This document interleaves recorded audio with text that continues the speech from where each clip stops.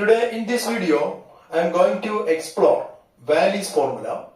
It is a shortcut formula for finding the values of these type of integrals. Okay? അപ്പോൾ ഇന്ന് നമ്മൾ valleys formula എന്ന് പറയുന്ന ഇന്റഗ്രൽസിനകത്തിലെ ഒരു ഷോർട്ട് കട്ട് ഫോർമുലയാണ് ഡിസ്കസ് ചെയ്യുന്നത്. അപ്പൊ എന്താണ് ഈ ഷോർട്ട് കട്ട് ഫോർമുല പറയുന്നത്? Integral 0 to pi by 2 sin raised to nx dx equal to integral 0 to pi by 2 cos raised to nx dx. അതായത് ഈ രണ്ട് ഇന്റഗ്രൽസിന്റെ വാല്യൂ എപ്പോഴും സെയിം ആയിരിക്കും. അതായത് എന്നിന് ഏത് പോസിറ്റീവ് ഇന്റിജർ വന്നാലും 0 to pi by 2 ലിമിറ്റ് എടുത്താൽ sin raised to nx dx ന്റെ cos raised to nx dx ന്റെ വാല്യൂ എപ്പോഴും സെയിം ആയിരിക്കും. ഈ വാല്യൂ കിട്ടാനായിട്ട് നമ്മൾ എന്ത് ചെയ്താൽ മതി? n-1 double factorial by n double factorial into k എന്ന് പറയുന്ന ഫോർമുല യൂസ് ചെയ്താൽ മതി. ഇനി k എന്താണ്? kക്ക് രണ്ട് വാല്യൂസ് ഉണ്ട്. പൈ ബൈ 2 എന്ന് പറയുന്ന വാല്യൂ വരുന്ന എപ്പോഴാണ്? n ഈവൻ ആകുമ്പോൾ. n ഈവൻ ആകുമ്പോൾ നമുക്ക് kക്ക് പൈ ബൈ 2 എന്ന് പറഞ്ഞ വാല്യൂ എടുക്കണം. അതുപോലെ n ഓഡ് ആണെങ്കിൽ kക്ക് 1 എന്ന് പറയുന്ന വാല്യൂ എടുക്കണം. ഓക്കെ, അപ്പം ഇവിടെ ഒരുപക്ഷെ നിങ്ങൾക്കൊരു ഡൗട്ട് വന്ന് കാണും ഇത് കണ്ടപ്പം. എന്താണ് ഈ ഡബിൾ ഫാക്ടോറിയൽ എന്ന് പറയുന്നത് അല്ലെ? സാധാരണ രീതിയിൽ എന്താണ് ഫാക്ടോറിയൽ എന്ന് പറഞ്ഞാൽ, ഇപ്പം എക്സാമ്പിൾ 4 ഫാക്ടോറിയൽ. 4 ഫാക്ടോറിയൽ എന്ന് പറയുമ്പോൾ എന്താ വരുന്നത്? 4 into 3 into 2 into 1 അല്ലെ? എന്ന് വെച്ചാല് സബ്ട്രാക്ടിങ് 1 ഫ്രം ഈച്ച് ഫാക്ടേഴ്സ്. ഓരോ ഫാക്ടേഴ്സിൽ നിന്നും 1 സബ്ട്രാക്ട് ചെയ്ത് ഇങ്ങനെ എഴുതുകയാണ്. എന്നാൽ 4 ഡബിൾ ഫാക്ടോറിയൽ എന്ന് പറഞ്ഞാല് നമ്മൾ 1 അല്ല സബ്ട്രാക്ട് ചെയ്യേണ്ടത്, പകരം 2 വേണം സബ്ട്രാക്ട് ചെയ്യാൻ. അതായത് 4 into, ഇനി 4 ൽ നിന്ന് 2 സബ്ട്രാക്ട് ചെയ്യുമ്പോൾ 2, ഇനി 2 ൽ നിന്ന് 2 സബ്ട്രാക്ട് ചെയ്യുമ്പോൾ 0 ആയിപ്പോ 2 വരെ വെച്ച് നമ്മൾ നിർത്തുക. വേറൊരു എക്സാമ്പിൾ കാണിക്കാം. 7 ഡബിൾ ഫാക്ടോറിയൽ എന്ത് വരും? 7 into 7 ൽ നിന്ന് 2 സബ്ട്രാക്ട് ചെയ്യുക, അപ്പൊ എന്താ വരുന്നത്? 5. പിന്നെ 2 സബ്ട്രാക്ട് ചെയ്യുക 3, പിന്നെ 2 സബ്ട്രാക്ട് ചെയ്യുമ്പോൾ 1 ആവും. ഓക്കെ, അപ്പൊ ഇതാണ് ഡബിൾ ഫാക്ടോറിയൽ എന്ന് പറയുന്ന ആ ഒരു കൺസെപ്റ്റ്. വളരെ ഈസിയാണ്.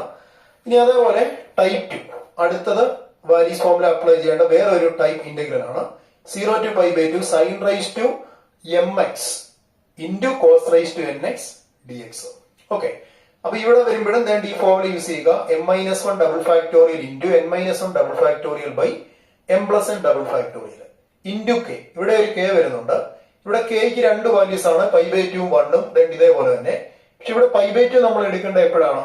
Both m and n are even. അതായത് m n ഉം രണ്ടുപേരും ഈവൻ വരുന്ന കേസിലാണ് നിങ്ങൾ പൈ ബൈ 2 എടുക്കേണ്ടത്. അല്ലാത്ത ഏത് കേസിലും നമുക്ക് 1 എന്ന് പറയുന്ന വാല്യൂ വേണം എടുക്കാൻ. ഈ 1 എന്ന് പറയുമ്പം ചിലപ്പോൾ m ഈവൻ ആയിരിക്കും, അതല്ലെങ്കിൽ n ഓഡ് ആയിരിക്കാം.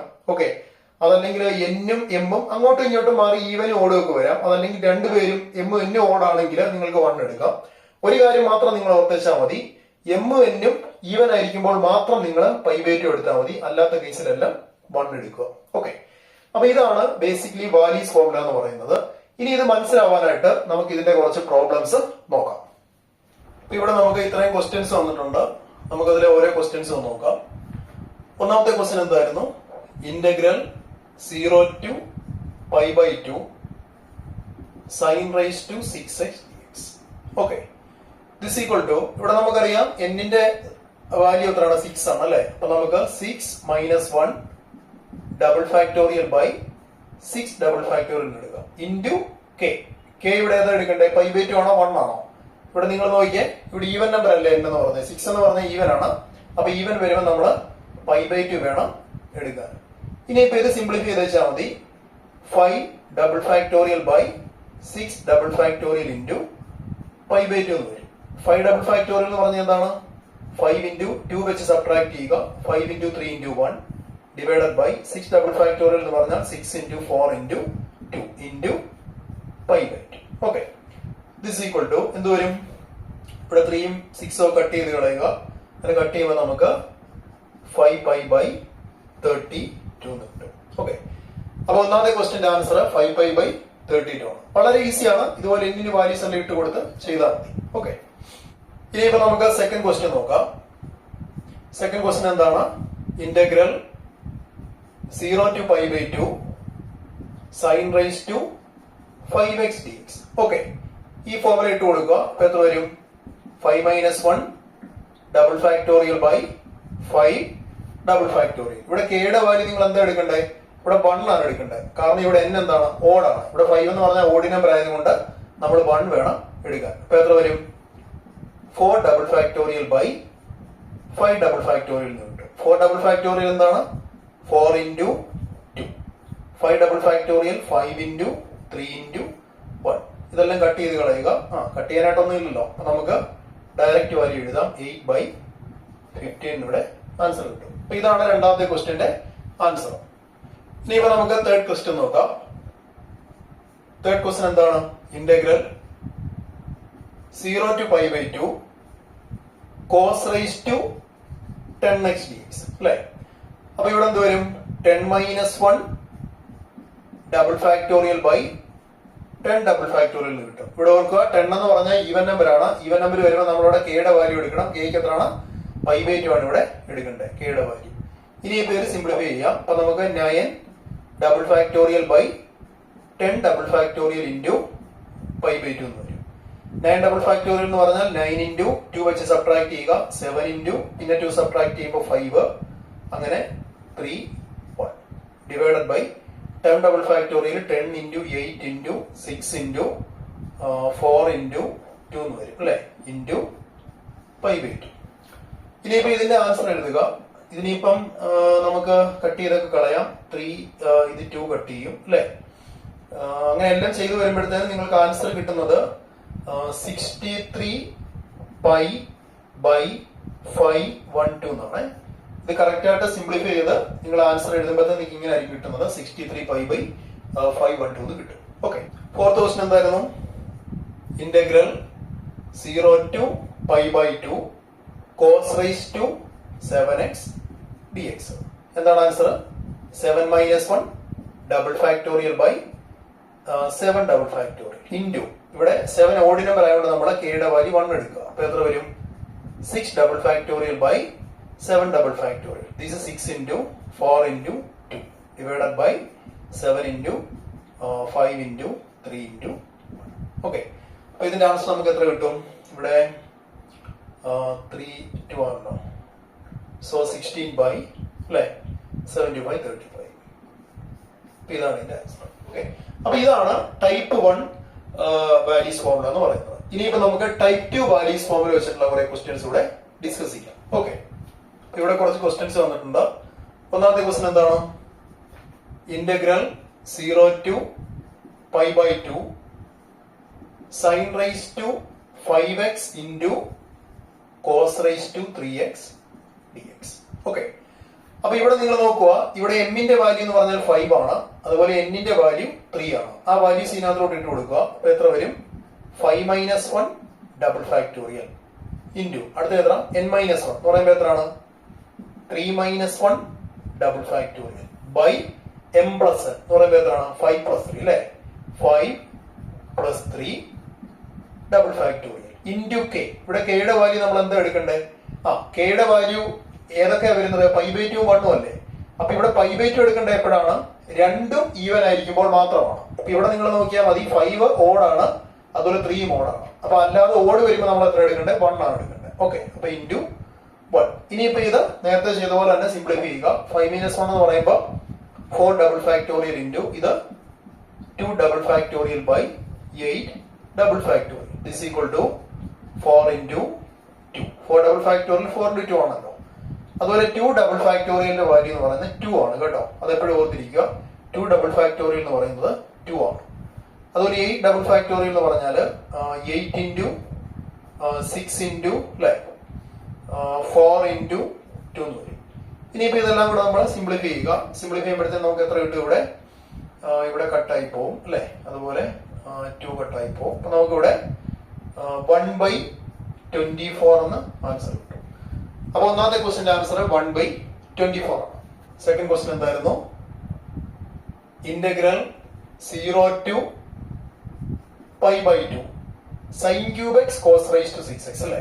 sin cube x cos raised to 6x dx. ഇതിനകത്ത് വാല്യൂ ഇട്ട് കൊടുക്കുക. m 3 ആണ്, അതുപോലെ n 1 ആണ്. അപ്പൊ എത്ര വരും? 3 - 1 അല്ലെ? ഞാൻ ഡയറക്റ്റ് അങ്ങ് എഴുതുവാണ്. അപ്പൊ അത് 2 ഡബിൾ ഫാക്ടോറിയൽ ഇൻറ്റു n - 1. 6 - 1 എത്രയാണ്? 5 double factorial divided by 6 + 3 9. So 9 double factorial. ഇവിടെ കെയുടെ വാല്യൂ നമ്മൾ 1 ആണ് എടുക്കേണ്ടത്. കെ എപ്പോഴാണ് പൈ ബൈ ടു എടുക്കേണ്ടത്? ഈ രണ്ട് പവറും ഈവൻ ആകുമ്പോൾ മാത്രം നിങ്ങൾ പൈ ബൈ ടു എടുത്താൽ മതി. ബാക്കി എല്ലാ കേസിലും നിങ്ങൾ 1 എന്ന് പറഞ്ഞ വാല്യൂ മാത്രം ഇട്ടാൽ മതി. ഓക്കെ, അപ്പൊ ഇൻറ്റു 1. ഇനിയിപ്പോ സിംപ്ലിഫൈ ചെയ്യുക. 2 ഡബിൾ ഫാക്ടോറിയൽ 2 ആണ്.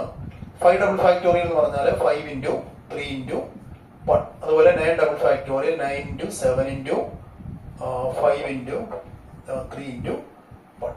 ഓക്കെ, അപ്പൊ എത്രയാണ് നമുക്ക് കിട്ടുന്നത് ഇവിടെ? 5 ഇൻറ്റു 3 ഇൻറ്റു 1 കംപ്ലീറ്റ് കട്ടായി പോകും. പിന്നെ നമുക്ക് 2/63 എന്നിവിടെ ആൻസർ കിട്ടും. ഓക്കെ, മൂന്നാമത്തെ ക്വസ്റ്റൻ എന്താണ്?